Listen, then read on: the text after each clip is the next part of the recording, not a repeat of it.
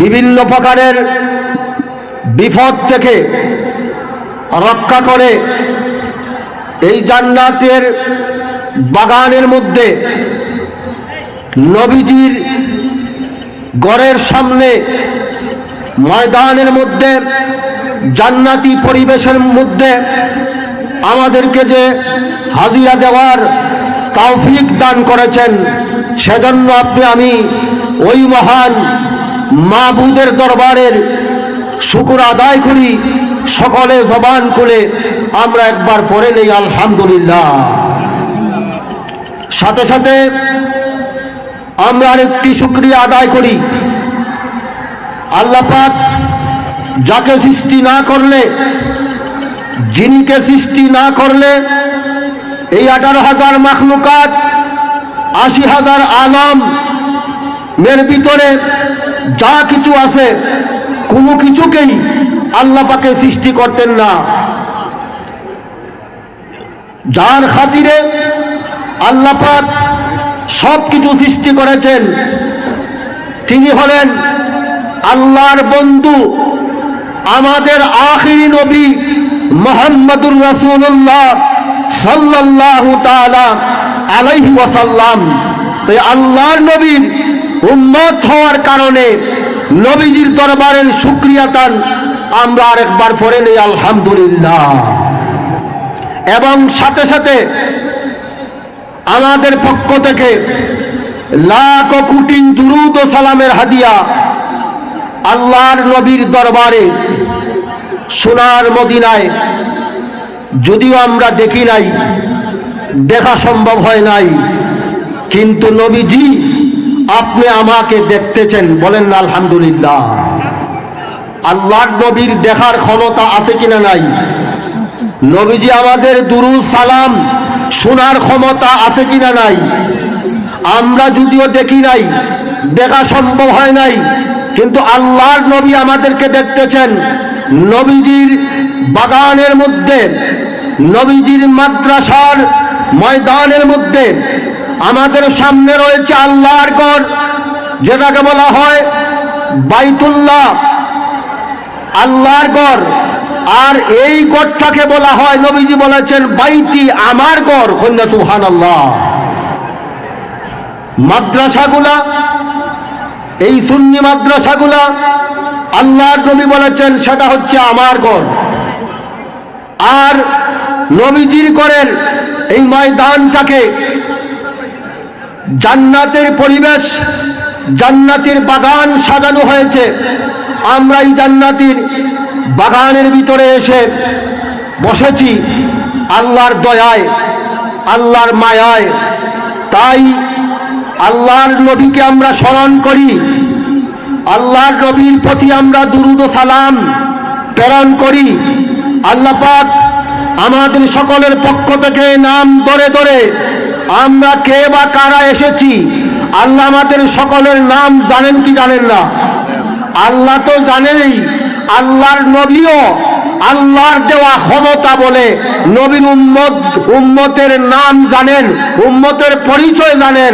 আপনি আমার বাপদাদার নাম সহ নবীজি নিজেও জানেন, বলেন না সুবহানাল্লাহ। তাই আল্লাহর নবী বলে গিয়েছেন, ১৫০০ বছর আগে নবীজি বলে গিয়েছেন, আসমাউ সালাতা আহলে মুহাব্বতি ওয়া আরিফুহুম। নবীজি বলে গিয়েছেন, আমার উম্মত পৃথিবীর যে কোনো স্থান থেকে, যে কোনো জায়গা থেকে, হাজার হাজার মাইল দূর থেকে আমি নবীর মহব্বতে যদি, ভালোবাসায় যদি দুরূদ শরীফ পড়ে, তাদের দুরূদ শরীফ আমি নবী নিজে আমার কান মুবারক দিয়ে শুনি। আর এমনকি ওয়া আরিফুহুম, আমি তাদেরকে পরিচয়ও করতে পারি। কন্যা সুবহানাল্লাহ। এই ক্ষমতা দিয়েছেন কে? আল্লাহ। নবীকে ক্ষমতা কে দিয়েছেন? আল্লাহ। তাই আমরা আল্লাহর নবীর মহব্বত নিয়ে, ভালোবাসা নিয়ে, আউলিয়া কেরামের মহব্বত ভালোবাসা নিয়ে, আমাদের সকলের মা বাবার ভালোবাসা অন্তরের মধ্যে ধারণ করে নিয়ে আমরা এই সম্মানিত ঐতিহ্যবাহী দিনারপুর গাউসিয়া সুন্নিয়া আলিয়া মাদ্রাসা ময়দানে উপস্থিত হব। আমরা এই বিশ্বাসে আমাদের আশার কারণে ইহকাল এবং পরকালে আমাদের মঙ্গল হবে, আমাদের ভালো হবে, এই নিয়তটা ধারণ করে অন্তরের মধ্যে নিয়ে কারণ আল্লাহর ঘরের সাথে মুসলমান হিসাবে আল্লাহর ঘরের সাথে কোনো মুসলমান কোনো হিংসা বিদ্বেষ রাখতে পারে না। আল্লাহর বান্দা হিসাবে আল্লাহর ঘরের সাথে কোনো হিংসা বিদ্বেষ রাখতে পারে না। আর নবীর ঘরের সাথে নবীর বাগানের সাথে নবীর উম্মত হিসাবে যদি নবীর উম্মত দাবি করে তাহলে নবীর বাগানের সাথে কোনো হিংসা বিদ্বেষ থাকতে পারে না। না পারে, ব্যক্তির সাথে থাকতে পারে, কিন্তু নবীর বাগানের সাথে নবীর প্রতিষ্ঠানের সাথে হিংসা বিদ্বেষ থাকতে পারে না। যদি থাকে তাইলে সে কোন ধরনের নবীর উম্মত হবে আপনারা নিজেরাই বিচার করে নেবেন। নিজেদের কল্যাণের জন্য, মঙ্গলের জন্য, নিজেদের মা বাবার কল্যাণের জন্য, মঙ্গলের জন্য হাজির হবেন, দোয়া করবেন, আলিম ওলামাদের চেহারা দেখবেন, নিজের জিন্দেগির থেকে গুনাহগুলি মাফ হয়ে যাবে। আলিম ওলামারা আলোচনা করবেন, কোরআন হাদিসের আলোচনা করবেন। এই আলোচনা আমরা শুনব, শোনার কারণে আমাদের আমলনামায় নেকি লেখা হবে আর আমলনামার থেকে গুনাহগুলা মাফ হয়ে যাবে। এই জন্য ওই নিয়তে এবং শেষ পর্যন্ত যখন নিজের জন্য দোয়া করবেন, নিজের মা বাবার জন্য যখন দোয়া করবেন, তখন ওনাদের উসিলায়, ওনাদের কারণে আল্লাহ রাব্বুল আলামিন আপনাকে, আমাকে এবং আমাদের মুর্তেগানদেরকে, এই অঞ্চলের এই এলাকার যে মুর্তেগানদেরকে আল্লাহ পাক মাফ করে দিতে পারেন কি পারেন না। চতুর্দিকে এই মাদ্রাসার চতুর্দিকে হাজার হাজার মুসলমানরা কবরের ভিতরে তারা ঘুমায় আছেন কিনা নাই? হাজার হাজার মুসলমানরা আপনি আমার নিজ হাতে তাদেরকে দাফন কাফন করে কবরের ভিতরে রেখেছি, কিন্তু কে কোন অবস্থায় আছে, কে শান্তিতে আছে, কে অশান্তিতে আছে আমরা কেউ জানি না। আমরা কেউ জানি না, আমরা দেখি না, কিন্তু তারা আমাদেরকে দেখেন। তাদেরকে দেখার ক্ষমতা আল্লাহ দিয়েছেন, তাদেরকে শোনারও ক্ষমতা আল্লাহ দিয়েছেন, কিন্তু তারা শুধু বলতে পারেন না।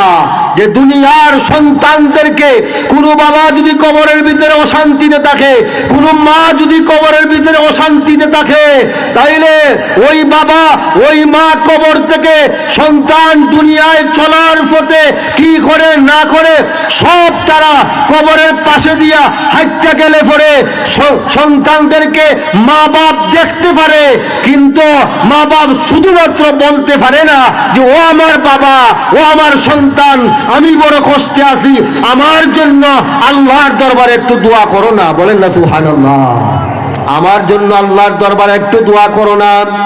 এজন্য এই প্রতিষ্ঠান থেকে মা বাবার দায়িত্ব কিভাবে নিব, মা বাবার খেদমত কিভাবে করব, মা বাবার সেবা কিভাবে করব, মা বাবার দোয়ার প্রয়োজন আপনি আমার আছে কিনা নাই। কারণ বাবা মার দোয়া ছাড়া, মা বাবার দোয়া ছাড়া লাভবান হওয়া যায় না, দুনিয়া আখিরাতে কামিয়াবি হওয়া যায় না। এই জন্য মা বাবার দোয়ার প্রয়োজন। তাই মা বাবার জন্য যদি দোয়া করতে হয়, যদি দোয়ার জন্য দোয়া করতে হয়, এজন্যই এই প্রতিষ্ঠানের সাথে সম্পর্ক থাকার দরকার আছে কিনা নাই, কোন আছে কিনা নাই।